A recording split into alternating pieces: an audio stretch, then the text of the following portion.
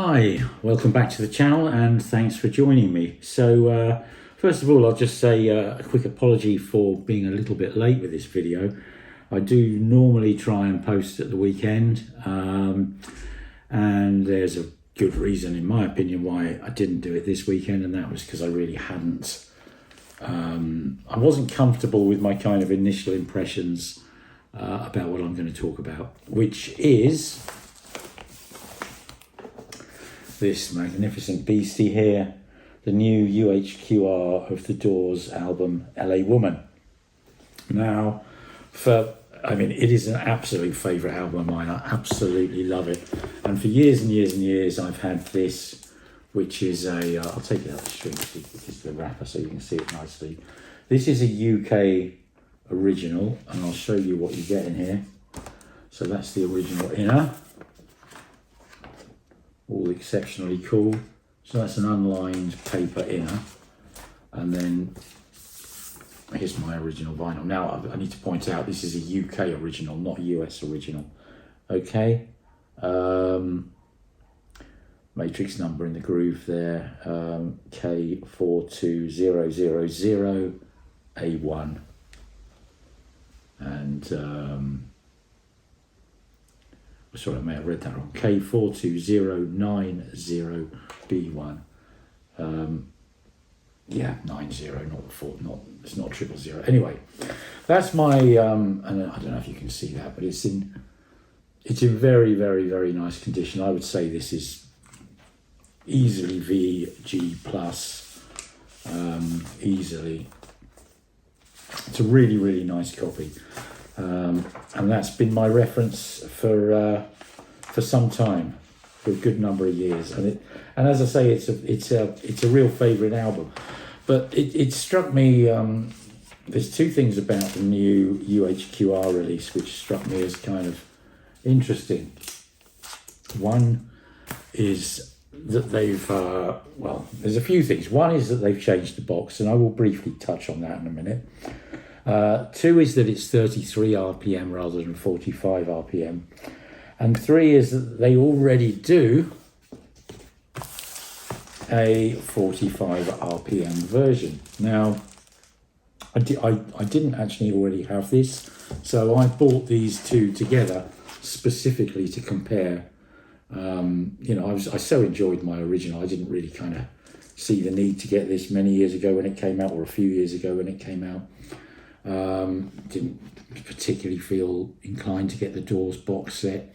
So, but having released this, the question that resounded in my mind was why, and is this going to be better than this? It all seemed a bit odd. So I bought this too, especially to compare. And as you can see, it's in a beautiful sort of, I guess this is made by Stone. Typically beautiful Analogue Productions cover, really, really, really gorgeous, and double 45. So we've got two really, really nicely pressed 45 RPM albums. Now, I will. What's also quite cool here is you get the lyrics. So this is a cool thing, and this is $60. So it's half the price of the UHQR. And I'll cut to the chase about the sound quality. Before going on about anything else, right? So primarily I'm going to talk about the sound quality between these two. So when I first put them on, there is no question that the Analogue Productions 45 RPM version is more dynamic, it's clearer, there's more space in the soundstage, more separation between instruments. And so, without a doubt, the initial kind of feeling is like, wow, this one is more impressive. And, I really kind of liked it. And maybe some slight niggles were, it seemed a little bit edgy and a little bit sort of gritty at times, particularly gritty on the guitars and organs and Jim's voice, which are all pushed to the limit, I would say, recorded at volume setting 11, if you like, okay? But, this is a very impressive listen, and I will get back to this. I think for some people, if you value clarity, spaciousness, dynamic range, separation, above all else, these are all kind of like hi-fi terms. I think you'll probably like this one more than anything, okay? If you value musicality, flow, just hearing phenomenal musicians on fire and playing their hearts out, you'll prefer the UHQR. And for that matter, you'll prefer the original, okay? So that's a real kind of quick overview. And I've written pages and pages of notes about each one of these. And, this is why I didn't post the review at the weekend, because I only got these records last week, and I've listened to all three versions all the way through several times, and kept at it until I really started to sort of dial down and nail what was going on. Okay, so I'm not going to go on too much more about this one for now, at least. I'm just going to pick up on the UHQR, because I can cut to the chase. Of the three, the UHQR, the Analogue Productions 45, and the original, I like the UHQR best. And the reasons for that are quite interesting. So the UHQR sounds a lot closer to the original than the Analogue Productions 45 RPM one does. So, as I said, I'm not going to talk about that too much more. It is clearer, it's more dynamic, etc., etc., etc. If you like clarity above all else, go for it. But there's something about the Doors now, and particularly LA Woman, I think. Now, this album, just track after track after track after track, it is, the band they're operating at 1 million miles an hour. The propulsive drive, it's kind of, down, down, down. That's the sort of the rhythm. You've got the guitar and you've got the keyboard, but the bass and the drumming, particularly the kick drum, is just absolutely propulsive. And it's worth mentioning for this album that the Doors, the traditional kind of four-piece band of the Doors, are joined by Jerry Sheff on bass and Mark Beno on rhythm guitar. Now, Sheff and Beno were Elvis Presley's bass and rhythm guitarist, and Jim Morrison's a huge Elvis fan and pulled them in for this session.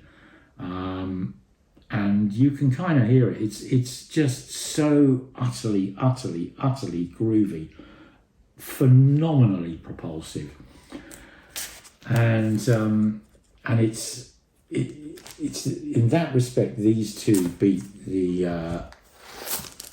Analogue Productions double 45. And I'm going to go back to this a little bit just now, just to kind of try and illustrate something. So if we're talking about the drums, right, all the way on this, you've got very prominent cymbals, and you've got very prominent snare, and you've got very prominent kind of toms, and it's all kind of very kind of pyrotechnic, and over here and over there, and splashy. Whereas on the UHQR and the original, think about the beginning of Riders on the Storm. You've got that beautiful, creamy kind of organ, and then you've got this tiniest, subtlest, sweetest cymbal. The cymbal work on this album it's subtle and sweet and delicious, and the touch that of the drums, and the way you get a little fill. It's phenomenal. on, I mean, the Doors are phenomenal, and that's one of the things that makes this album so utterly propulsive. And what you get more on the original than on the Atlantic 45, the 45 RPM version, is the weight of the kick drum, and also the weight and body of the bass guitar. They've just got more weight and body to them, and it lends the whole thing a more believable tonal balance. It does take away that kind of pyrotechnic, startling airiness, but I don't believe that that's kind of naturally in the recording. And if it's adding something, it's adding something that makes the record sound better and makes the band sound better. It is more complete. So there's no question in my mind about this. And again, for a while, because I was sort of seduced by the clarity. But going on to the UHQR over the original, the UHQR, those cymbals, they are even sweeter, even more subtle and sort of just delicate. The creaminess of the guitar and the organ, which are quite loud, and they play very, very prominent parts. But rather than being harsh and sort of gritty, they're creamy, but in the time context, which I talk about so many times, they're just absolutely on it. And going to the UHQR above all of the other versions, you kind of get this thing of when there's a sort of bow, bow, bow kind of thing, that the drum hits the drummer. Sorry, the drummer hits the drum, the bassist hits the bass, note. The guitarist hits his notes, or there's two guitarists, at times, obviously, and the keyboards, the organ.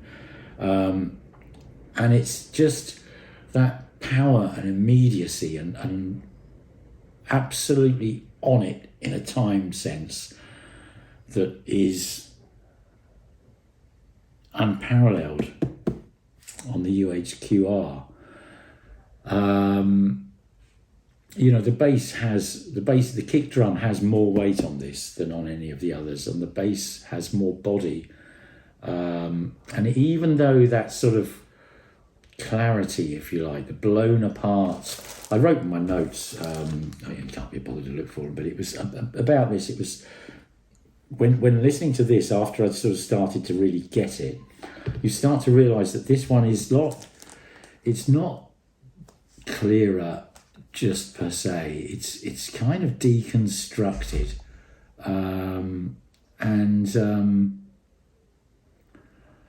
it's not, for me, this kind of loses. Once I've got it, I've got no interest in playing that again at all, even though it's by far the most dynamic and the clearest and the most spacious. It's actually, the stuff that's between the for instance, the drums and the bass and the rhythm guitar and the lead guitar, it's not a transparent, crystal clear air like you might get on a CD or a digital remix, or a MoFi. Sometimes I find this.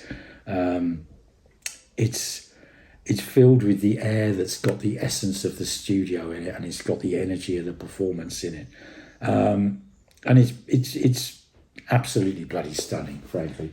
So here we go. It took me quite a long time to work out exactly what was going on, but once I did, there is no question this is a clear winner. Now, I know I've had comments, before doing this review, obviously, because I haven't done it yet, I'm doing it now, but I have had some comments from some followers who sort of said, do mention the box. Because I know that a lot of people are kind of a bit pissed off that Analogue Productions have changed their UHQR box, and I can perfectly understand that, because having a nice matching, I don't know how many I've got, but 18 inches of UHQRs, and this one sort of sticks out a little bit. It doesn't match, but then again, the White Stripes elephants in red and black rather than gold and black. It's different. I observe the difference, but does it piss me off? Not really. It takes up less shelf space. It's the same sort of leather textured kind of effects on there. And it is a really, really, really nice, solid box. And I'm just going to go through, for those who haven't seen one yet, what these look like, because this is a kind of a first. So there we go. First thing is, nice gold lined. Now, the first thing is this hinges all the way back, because on some types of boxes, this is just waiting to split down here, if you see what I mean. So inside, you open it up and you get your limited certificate, your explanation of UHQR, what it means, your flyer for the Pablo series, which I've just got delivery of some more of, an essay on LA women here, and book photos, etc., which, to be honest, I haven't read yet, but just looking at it now upside down, it looks really cool. I mean, I just got this and just ploughed straight into the listening. Nice photo of the master, very nice. And then a reproduction of the inner sleeve, which is just a piece of card. It's not an actual inner sleeve, but it's, it is pretty much identical. And again, a reproduction of the inner sleeve, again, pretty much identical. And then finally in there, you've got the record. And it's, it's kind of irritating that they've changed them, because it doesn't match in a way. But do I like the new style? Yeah, I do like the new style. And if they were all in this style, I have to say it would take up less shelf space, which would be a good thing. So, I'm going to sort of, my comment is, yep, they've changed. If you've got a problem with it, then you've got a problem with it. If you haven't, you haven't. I kind of think, so what, basically. You know what I mean? I don't really care. It's there's pros and cons. It's slimmer.